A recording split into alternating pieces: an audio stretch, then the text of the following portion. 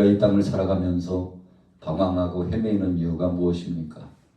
어떤 사람들은 목적도 없이 살아갈 때가 많습니다. 그냥 될 대로, 그냥 주어지는 대로 그렇게 살아가지 뭐 특별한 목적이 필요할까 생각합니다만 그렇지 않습니다. 우리 사람은 목적을 두고 살도록 되어 있었습니다. 그 목적과 방향이 무엇입니까? 하나님을 향하고 하나님의 뜻을 추구하고 하나님이 원하시는 하나님 나라 확장 사역을 위하여 살도록 그렇게 하나님께서 우리를 불러주셨죠. 여러분, 그러나 우리는 죄로 말미암아 그 목적과 그 뜻과 그 방향으로 향하여 나아가 살지 못하게 되었습니다. 그래서 우리가 신앙생활을 하는 이유는 바른 목적, 바른 뜻, 하나님께서 주신 그 선하신 행보를 쫓아서 하나님 나라 영광스러운 역사를 선포하고 증거하기 위해서 부름을 받은 것이죠.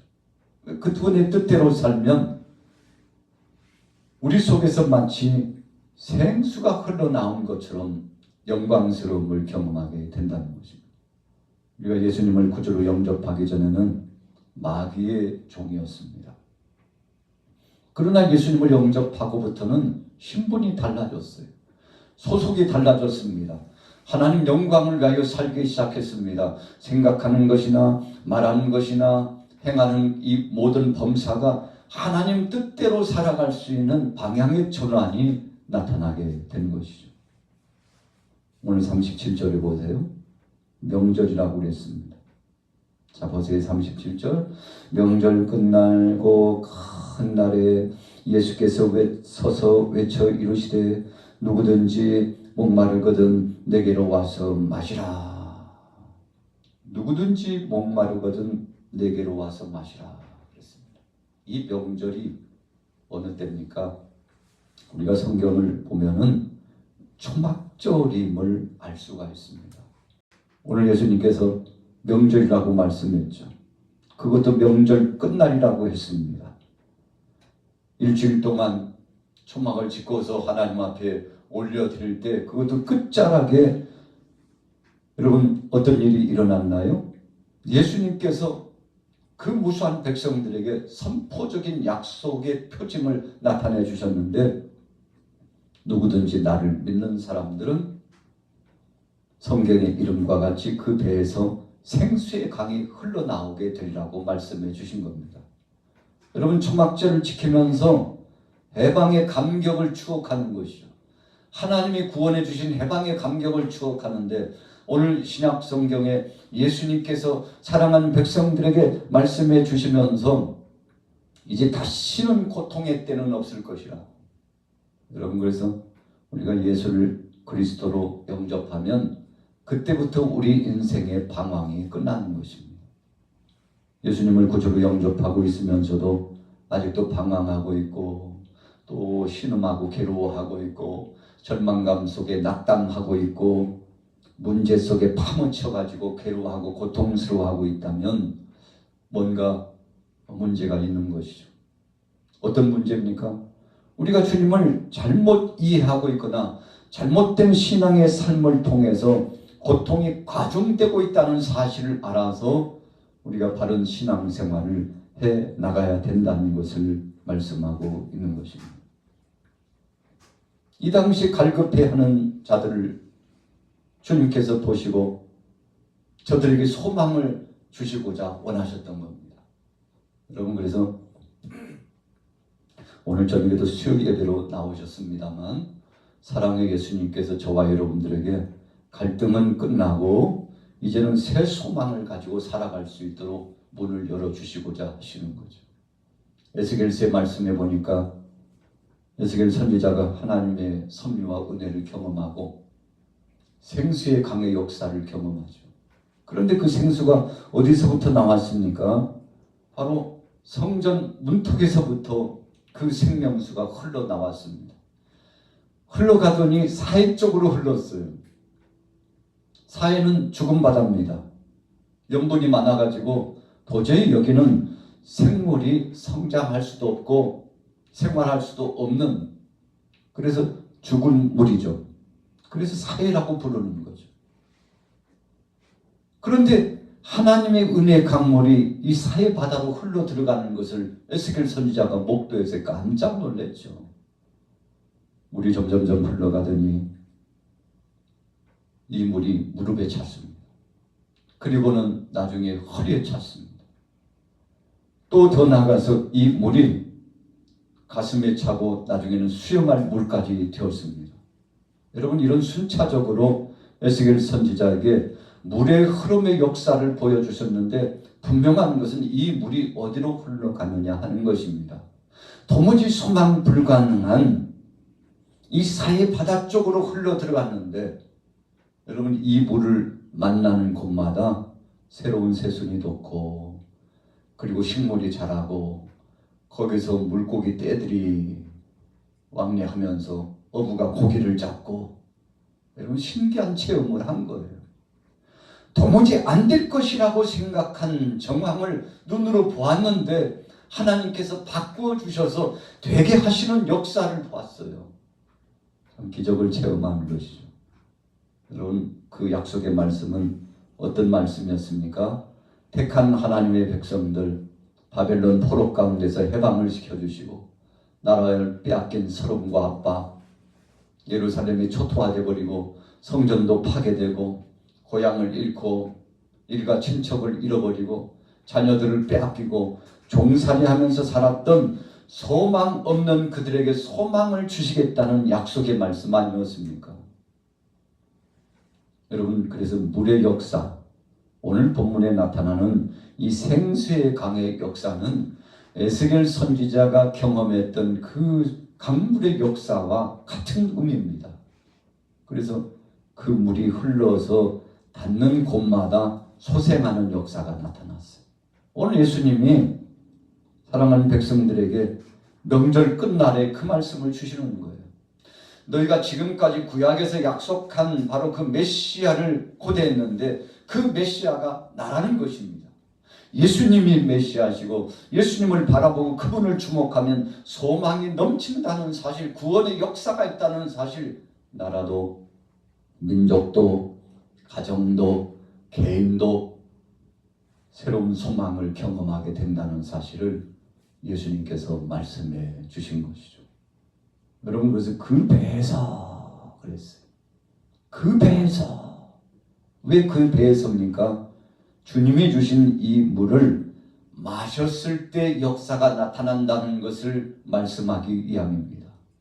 여러분, 하나님의 말씀이 신구약 성경 66권의 말씀이 오늘날 저와 여러분들에게 주어졌죠.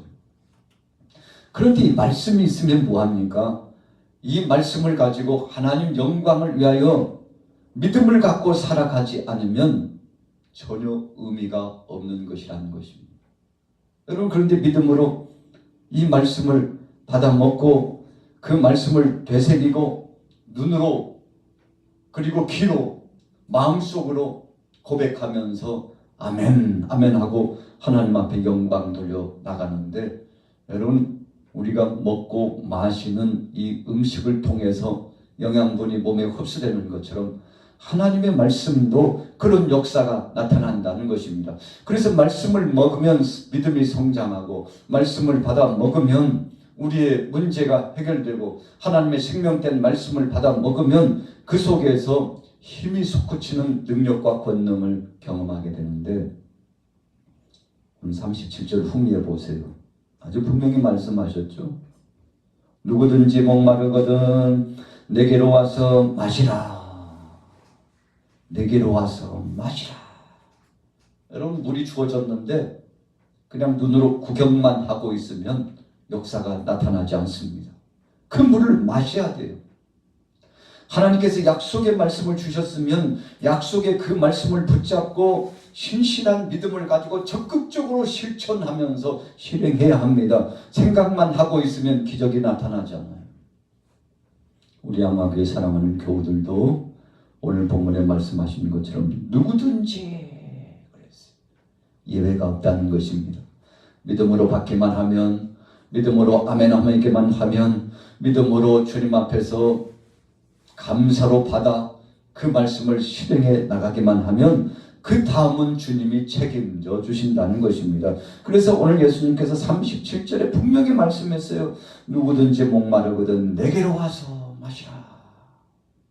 여기서 목마르다는 것은 갈급하다는 것입니다. 사모하는 마음이 있다는 것입니다. 목마르다는 것은 괴로운 고통의 문제가 있다는 것을 의미합니다. 목마르다는 것은 저와 여러분들이 죄인이라는 것을 증명한 말씀입니다. 그래서 예수님께서 수고하고 무거운 짐진 자들아 다 내게로 오라. 내가 너희를 쉬게 하리라. 그것도 편히 쉬게 하리라 그랬습니다. 여러분, 예수님께서 초대하는 거예요. 주님이 불러주시는 거예요. 우리 주님의 이 부르심 앞에 아멘으로 화답하고 나아가면 그분이 책임져 주시는데, 여러분 어떤 때는 답답할 때가 있죠. 그분 앞에 청원하면 되고 그분 앞에 의뢰하면 되고 그분을 붙잡고 의지하면 되는데 이걸 못해가지고 응답을 받지 못하고 은혜를 누리지 못하는데, 오늘 예수님 적극적으로 초대하셨습니다. 뭐라고 말씀하셨습니까? 내게로 와서, 내게로 와서. 여러분, 주님 앞에 오라는 것입니다. 초대장을 발부해 주시는 거예요. 신부된 우리들을 예수님께서 초대하신 것입니다. 요한계시록의 말씀처럼 볼지어다 내가 문 밖에 서서 문을 두드리노니 누구든지 내 음성을 듣고 문을 열면 내가 그와 더불어 그는 나로 더불어 먹고 마시리라고 말씀했는데, 주님의 그 초대하심에 아멘 아멘 하고 화답하여 주님 앞에 우리 자신을 맡기면 사랑의 주님께서 책임져 주시는 것입니다. 오늘 수요일에 이 저녁 시간에도 예수님께서 여러분들을 초대하셨습니다. 부르셨습니다. 그리고 우리는 아멘 아멘으로 나와서 주님 앞에 함께 동석하면서 동행자가 되고 예배자가 되는데, 우리 주님이 여러분들을 그냥 보내시지 않을 겁니다. 부르신 다음에 뭐 하라고 말씀했나요? 내게로 와서 마시라 그랬어요. 여러분, 마시라고 하는 것은 믿음으로, 아멘, 믿음으로 우리 속심령 속에 접수하라는 뜻입니다. 여러분, 그러면 주께서 우리를 책임져 주신다는 말씀인데 참 기가 막힌 말씀이죠.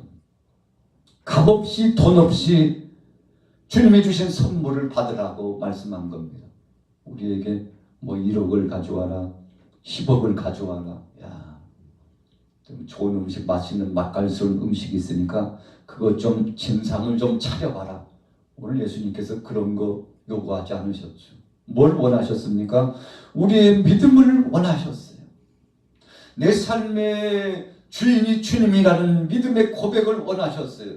나의 일거수일투족을 주님이 책임져 주신다는 사실을 고백하는 이 순수성 있는 믿음을 주님이 원하셨어요. 여러분, 그래서 여기서 마시라고 하는 말씀은 믿음으로 고백하며 적극적으로 주님 앞에 의뢰하라고 하는 말씀인데, 자, 38절 다시 한번 보세요. 나를 믿는 자는 그랬어요. 여러분, 조건부적인 제한이 있었습니다. 아무에게나 누구나에게 아니에요. 아무나 누구나 주님이 초대는 해주셨지만 그 속에 사랑의 예수님을 나의 구주로 영접하고 그분을 내 삶의 주인으로 모셔드리고 그분 없이는 못 산다고 고백하고 하나님 한 분만으로 만족하는 믿음을 고백하는 바로 그 사람이 있다면 성경의 이름과 같이 그랬어요. 여러분, 무수히 약속했던 말씀입니다. 이사야서 약속한 말씀입니다. 야곱이 그 약속의 말씀을 선포했습니다. 그리고 후손들이 그 말씀을 믿음으로 받았습니다. 아브라함이, 이삭이, 야곱이, 모세가, 여러분, 수많은 선진들이 이 약속의 말씀을 선포했습니다. 그래서 성경의 이름과 같이 그 배에서 생수의 강이 흘러나오리라. 여러분, 마셨으니까요, 우리가 물을 마시면 우리 배 속으로 들어가서 소화작용을 일으킵니다. 음식을 먹어도 마찬가지. 주님의 말씀을 먹으면 우리 육체와 영혼을 주님이 책임져 주시고 변화를 경험하도록 해줍니다. 그래서 우리 배에서 생수의 강이 흘러나리라. 그런 배에서 생수의 강이 흘러난다는 것은 더 이상 다른 것을 마실 필요가 없다는 약속의 보증을 의미하는 것입니다.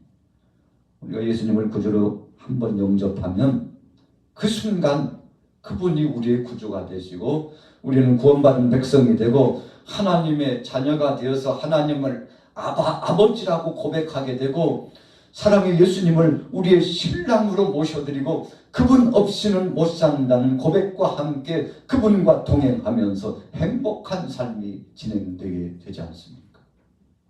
오늘 여러분들에게는 배에서 생수의 강이 흘러났다고 했는데 사랑의 예수님 까닭에 만족함이 있고 위로가 있고 예수님 까닭에 소망이 있고 사랑의 예수님 까닭에 하나님 나라를 대망하고 우리 주님 다시 오실 것을 고대하는 재림의 구주를 기대하는 이 믿음이 오늘 여러분들에게 충만하게 된 줄로 믿습니다. 여러분, 그래서 성전에서 흘러나온 그 물이 사해바다로 들어가가지고 모든 생물, 식물들을 소생하게 하고 새롭게 하게 하고 열매를 맺게 했는데 참 기가 막히잖아요. 누가 하신 겁니까? 하나님이 하셨어요. 골짜기에 마른 뼈들이 군대가 되었습니다. 에스겔 선지자가 하나님의 말씀에 아멘하고 대언했습니다. 생기야 불어와라 하고 선포했습니다. 여러분, 그랬더니 하나님이 기적의 역사를 나타내 주셔서 마른 뼈들이 큰 대군이 돼가지고 몰려오는데 참 기가 막힌 것을 경험했습니다. 그 대군이 누굽니까? 하나님의 백성들을 포로 가운데 있는 그 백성들을 해방시켜서 고향으로 돌아가게 하고 나라를 다시 재건하고 예루살렘을 재건축하고 예루살렘 성전을 재건할 수 있도록 하나님께서 이끌어 주시겠다는 약속의 표징 아니겠습니까? 에스겔 선지자가 감격의 눈물을 흘렸을 것입니다. 오늘 저녁에 예배당에 나오신 여러분들에게도 이런 은혜의 강물이 예수님을 통해서 충만하게 되시기를 예수님의 이름으로 축복합니다. 자, 39절 결론입니다. 이는 그를 믿는 자들이 받을 성령을 가르쳐 말씀하신 것이라. 예수께서 아직 영광을 받지 않으셨으므로 성령이 아직 그들에게 계시지 아니하시더라. 여러분, 생수의 강이 이 속에서 흘러와 넘쳐가지고 마치 사해바다를 향하여서 은혜의 강물이 흘러 들어가니까 죽어버린 것들이 다 살아나는 영광스러움을 경험했잖아요. 여러분, 오순절날 마가그 다락방에 성령이 충만하게 임했습니다.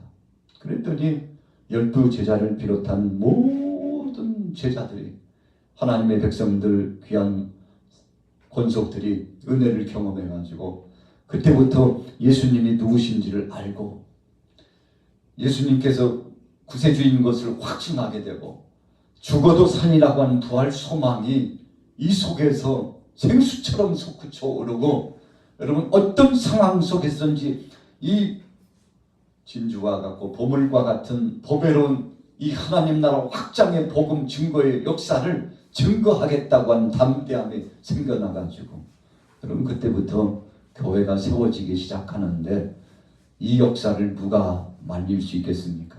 누가 막을 수 있겠습니까? 하나님이 하고 계시는데 누가 막을 수 있겠습니까? 오늘 우리 양화교회도 앞으로 이런 경험, 이런 은혜를 체험하게 될 줄로 믿습니다. 그래서 성령을 가르쳐 말씀하시는 것이라. 그를 믿는 자들이 받을 성령을 가르쳐 말씀하시는 것이라. 여러분, 그냥 성령이 아니라 믿는 자가 받을 성령이라고 그랬어요. 오늘 예수님 말씀하셨잖아요. 38절에 나를 믿는 자는 그 배에서 생수의 강이 흘러나리라. 그런데 이 약속은 이미 성경을 통해서 약속해 주셨잖아. 이사야의 말씀을 통해서 약속해 주셨잖아. 그것을 너희가 믿는다면 오늘 내 앞에서 믿음을 고백하고 나와 함께 가자. 명절 끝날에 바로 초막절 끝자락에 사랑의 예수님께서 택한 믿음의 백성들에게, 제자들에게 귀한 말씀을 선포해 주셨는데 예수님 한 분이면 충분합니다. 그래서 그분을 인하여 우리가 성령 세례, 불세례, 능력 세례를 받고 이 땅에 살면서 이제 주님 오실 날이 얼마 남지 않았는데 그분이 혹밤에 혹낮에 언제 오실지 모릅니다. 그래서 우리는 늘 깨어 있어야 합니다. 주님은 도적같이 오신다고 했습니다. 예수님께서 이 땅에서 초림하시고 십자가상에 죽으신 다음에 부활하셔가지고 사랑하는 제자들에게 너희는 예루살렘을 떠나지 말고 아버지께 약속한 바 그 성령을 받으라고 말씀하셨는데, 여러분 저들이 믿음을 갖고 모였는데 120명이 모였잖아요. 믿음을 갖고 모인 모든 사람들에게는 10일 동안 기도했는데 다 성령의 충만함을 받았어요. 그래서 오늘 38절의 말씀은 오순절날 그 뜨거운 역사 성령이 임할 것을 예수님께서 미리 말씀해 주신 겁니다. 또 더 나아가서 교회를 세우고 주님의 몸된 교회를 헌신하여 봉사하고 섬기려고 하는 자들마다 성령의 역사를 통해서 책임져 주시고, 정말 소망 없는 사람들도 주님의 말씀을 전하면 그 말씀을 받는 자들마다 깨달음이 오고 변화가 나타나고, 그래서 거듭거듭 제 양육의 과정이 나타나서 수많은 영혼들이 예배당에 몰려. 여러분, 그래서 하나님 앞에 영광을 돌리면서 주님의 몸된 교회가 왕성해지고, 또 그 무리가 많아지면 또 다른 교회를 세우고, 여러분 이런 반복적인 역사가 주님 오실 때까지 계속 진행되게 되는데, 무엇으로 가능합니까? 성령. 믿는 자들이 받을 성령을 가르쳐 말씀하셨다. 여러분 이 성령 오늘 여러분들이 사모하시길 바랍니다. 오늘 동참하신 여러분들은 주님 앞에 주여 내게도 이 성령을 주시옵소서. 믿는 자들에게 주실 것이라고 말씀했는데 예수님이 구주인 것을 믿습니다. 예수님께서 전해주신 이 하나님 나라 확장의 말씀을 믿사오니 나도 증거자가 되고 선포자가 되고 양육할 수 있는 주님 앞에 부름받은 제자로서의 사명 감당하는 자 될 수 있게 해달라고 오늘 여러분들 사모하시고 소원하시면 우리 주님이 채워주실 줄로 믿습니다.